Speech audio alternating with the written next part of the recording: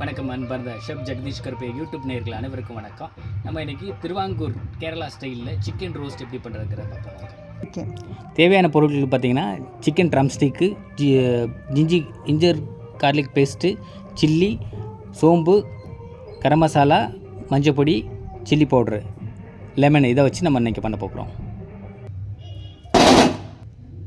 Garlic, green chilli, onion, இஞ்சி பூண்டு paste, தேவையான அளவு உப்பு, மஞ்சள் பொடி, மிளகாய் பொடி, கொரியாண்டர் பொடி, கரம் மசாலா, லெமனு, கருவேப்பிலை, இது எல்லாத்தையும் நல்லா தேங்காய் எண்ணெய் போட்டுக்கணும்.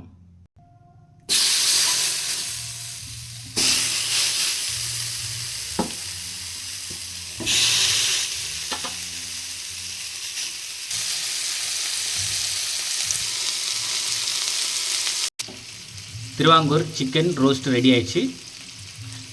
இந்த வீடியோ பிடிச்சிருந்தா லைக் பண்ணுங்கள், ஷேர் பண்ணுங்கள். ஷெஃப் ஜெகதீஷ் கருப்பையா யூடியூப் சேனலில் சப்ஸ்கிரைப் பண்ணாதவங்க சப்ஸ்கிரைப் பண்ணுங்கள். கமெண்ட்ஸ் பண்ணுங்கள் எப்படி இருந்துச்சுன்னு டேஸ்ட்டுன்ட்டு.